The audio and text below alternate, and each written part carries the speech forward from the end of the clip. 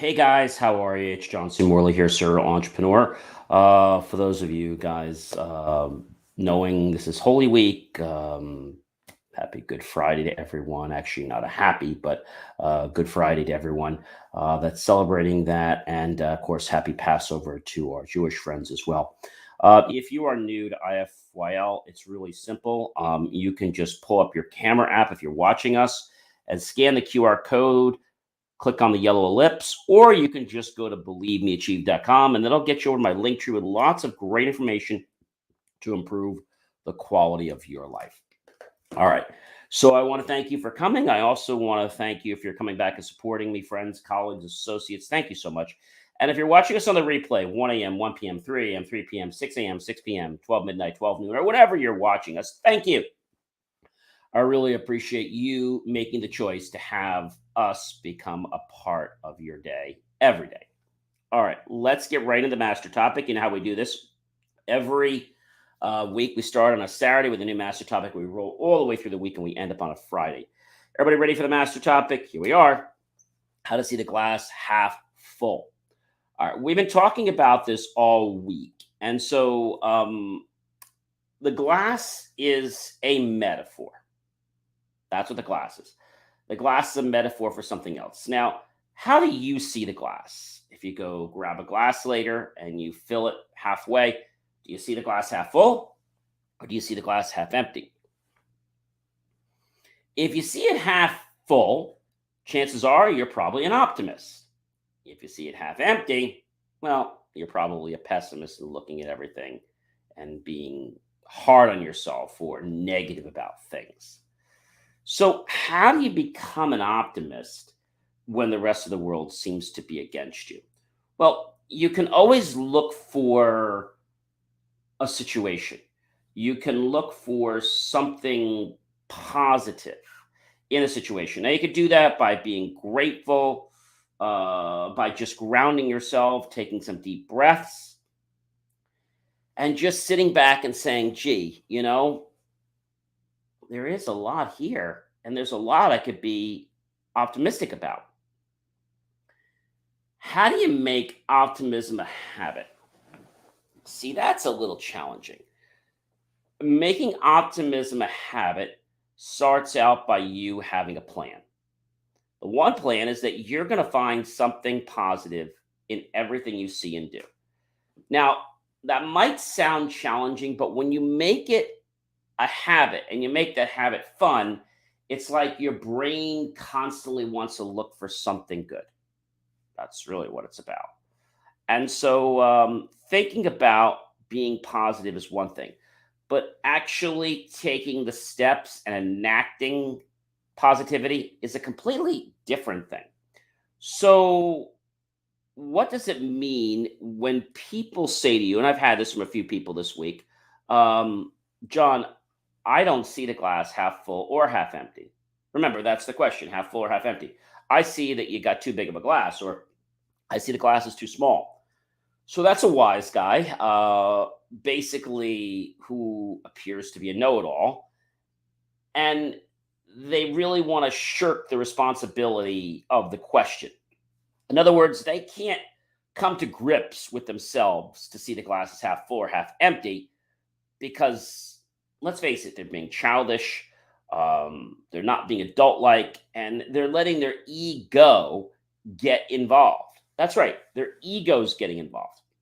When their ego gets involved, they try to look for a way out of the problem or out of the responsibility. How many times have you been with a friend or a colleague and you ask them to do something and you want them to do A or B, but then they decide to do something completely different and it doesn't really get the task done? Yes, it solves the requirement that it's finished, but it's done in such a poor manner that it's not even worth doing.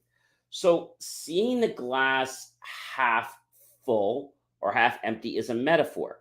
The thing is that most people who see the glass half empty see the rest of life as half empty.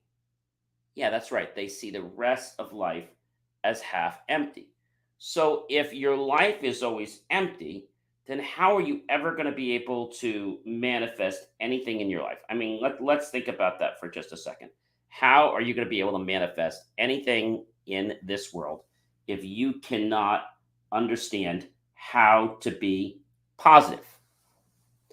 Positive, looking for a silver lining, looking for a rainbow, looking for something positive. And you might be saying, hey, John, I've been following you all week, but you just don't know my life. You don't know my family. You don't know my kids. You don't know what I'm going through. No, I don't know what you're going through personally, but I do know what challenges are because I've had them myself.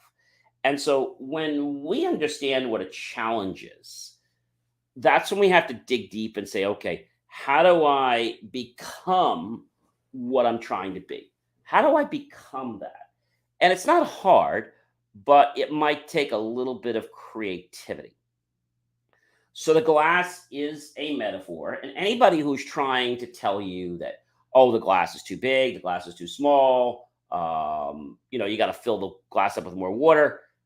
These are smart, wise Alex, if you will, that don't really want to become better. They just want to prove that they're right. And great, they prove they're right, but really what they've proved is their ignorance. Because if we prove you're right and it seems like it answers the question, but it doesn't, they think like they're a hero. And again, these tips, techniques, and procedures are here to help you. So if you don't want to follow them, that's fine, but you're also not going to become a better version of yourself. And somebody, and it was funny, this one person, I think it was actually an attorney, but it doesn't matter who they are or what their profession is. They actually said, I didn't know that I would be corrected. Well, when you ask a question, how do you see the glass? And he responded by saying, well, it's the reader's perspective. Yeah, the reader's perspective, in that how do I shirk or, let's say, avoid my responsibilities? How do I do that? And they think they're so cool because they figured a way, but really what they did is just dig themselves deeper into a hole of pessimism. Because let's look at it. If you say, I need to have more water in the glass, or I need a bigger glass or a smaller glass, you're in essence, let's say you say that the glass is too, let's say the glass is too big. Well, you're being a pessimist, but you're not coming to terms with the truth. How many times have you ever been with a friend or relative or maybe um, somebody special, and they don't really answer the question? And when you come back and say, Joe, Mike, Carrie, Lisa, you haven't answered the question. Yes, I have. I've answered it my own way, but the question only had one or two responsibilities. It's kind of like when I post a question, I do a poll every week, and there are three or four choices. That doesn't mean there's a fifth choice that you can just make up. You have to pick one of the four. If you don't want to pick one of the four, then don't vote. But for someone to try to convince another that the questions are wrong, or this shouldn't have been asked, that's someone who's not prepared to answer in the right fashion. Now, does that mean that that person's wrong? Well, you're asking somebody, is the light red or green? Or is it red, yellow, or green? They say no, it's purple. There's no possibility of the light being purple. There's just no chance of it being purple. No way it could be purple. So how's it purple? I don't know. And it's like these kinds of people go through their entire life trying to shirk and get around responsibilities. they try to alleviate challenges by not solving the challenge, but by arguing or, let's say, trying to challenge the fact that it's not really a challenge. See, that's not someone that's going to grow. That is someone that is just going to put themselves in a tailspin, right? Have you ever been to a forest before? Being an Eagle Scout, I've done this many times. And you walk around for a while, and all of a sudden you get back, and you're back to that tree. I'm like, I think we're back to the same tree. I think we should mark that tree. No, no, no, no, no, that's not the same tree. And then you go around, and before you know it, your group that didn't mark the tree is going around the tree, and suddenly it's almost nighttime, and the other groups figured out that that tree was the same tree you went around and marked it and actually went a different direction. So I think when we talk about seeing the glass half full or half empty, that is, in a sense, talking about how we see the world, everything in the world, not just a glass, not just people, not just ourselves. And if we see ourselves like that, we are going to see everything in the world like that. We're definitely going to see others like that. And you might say, oh, no, no, I'm very positive. Okay, well, if you're so positive, why are you not agreeing with yourself? I don't know. And they can't give you an answer. So the glass is a metaphor. How you see it might change based on the current situations of your life. But making a choice to be optimistic and create a habit that has you looking at everything positively is great. Right? We all talked about I think it was the militia and the boy who liked to ride horses a few days ago, and he broke his leg. And first they said, that the guy riding the horse loved to ride horses. Oh, that's great. No, he broke his leg. Oh, that's too bad. Well, actually, it's not. It's not. No, because the militia came to town and they wanted to recruit him, and because he had a broken leg, they couldn't recruit him. Oh, that's terrible. No, it's actually not terrible. It's actually it was. So you get the idea. So basically, that's great that they didn't recruit him. Well, actually, no, that's terrible because we couldn't get into college or they wouldn't pay. So you get the idea. So people create what they're looking for. So if you want to see the glass half full, you're going to move things in the world so you'll see the glass half full. Even if the glass might have been half empty to someone else, because you've made the choice to see it half full, you're going to be able to make a big positive difference. Making something a habit is very easy to do, ladies and gentlemen. I mean, it's really simple. All you need to do to make something a habit is set a specific goal, create a detailed set of plans, make sure to make it fun, and repeat it over and over and over again. Okay. Make sure that it can be a little flexible, and make sure maybe you get some support from your friends or peers. And when this happens, you're going to find that this habit becomes part of you. And when you don't do it, it's like, oh, I didn't do it today. And you're going to feel so bad if you don't do it. People that don't want to see the world through, I'll use another analogy. There's tinted glasses, right? And they see everything through these. We have rosy glasses, or we have, let's say, gray glasses. Similar analogy, right? And if they see everything through the gray glasses, everything looks down, everything looks drab to them, right? The people who see it with the rosy glasses, well, they have a little bit more oomph in their step. And they're really able to not only empower themselves, but others, because people are like, oh, wow, look at what he's doing. Look at what she's doing. I want to do that. You can, when you make the choice to have positivity be a habit. Now, You're not just suddenly going to say, I'm going to set a habit and it's going to happen overnight. It doesn't happen that quick. It could take 7 days, 14 days, 30 days, 60 days, 90 days, and just keep doing it. When you start doing it without even thinking about it and you're just involved in it, then you know it's a habit. That's when you know.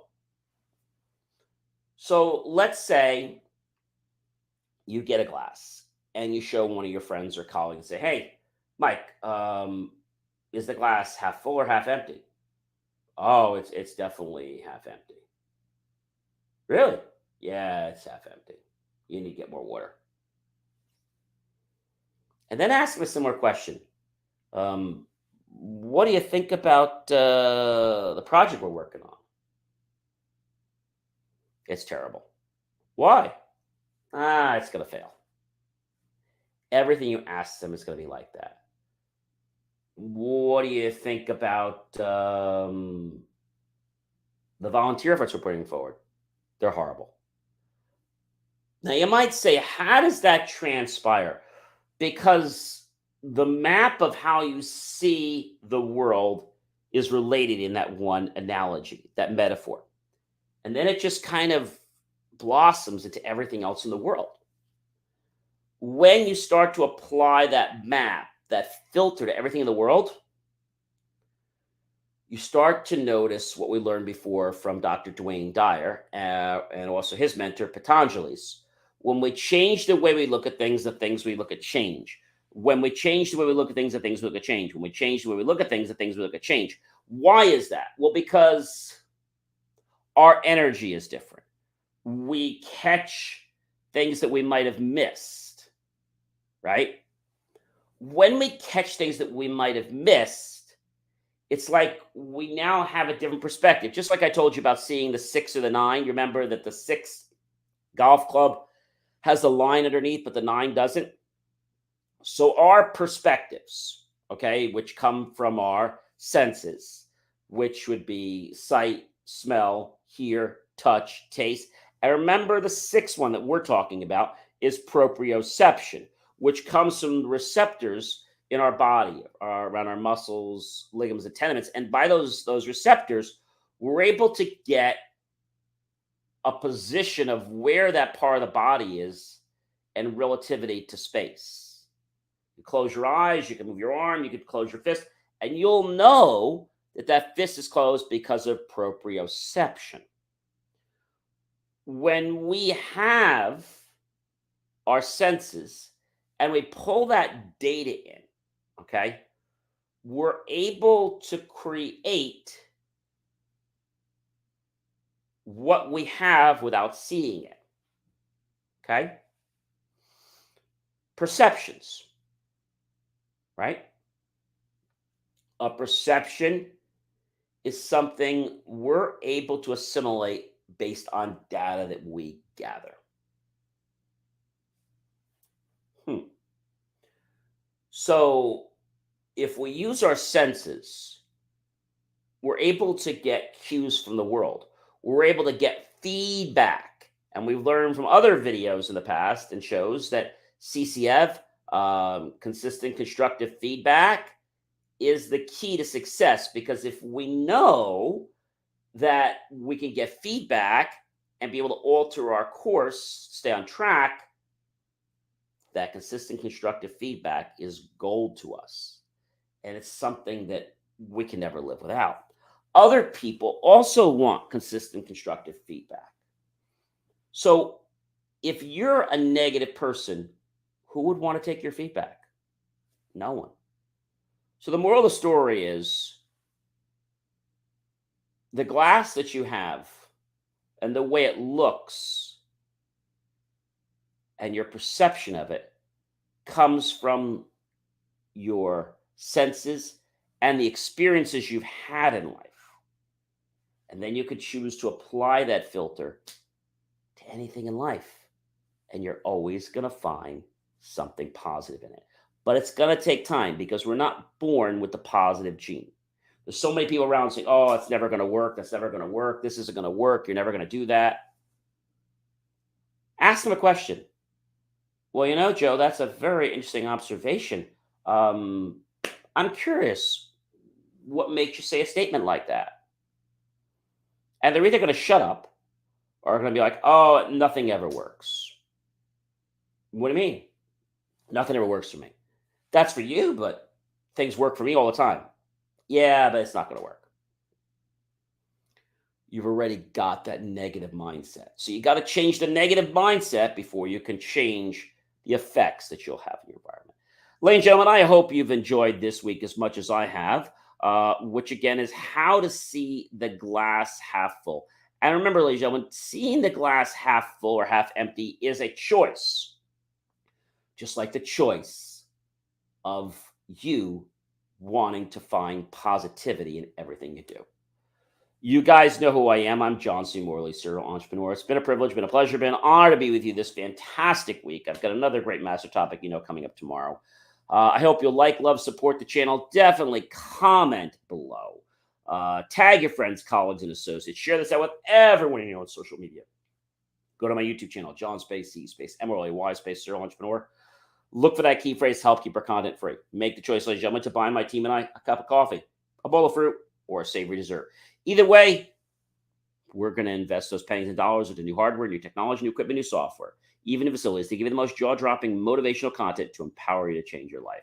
Have yourself a great rest of your night, and I'll see you tomorrow, everyone. Be well.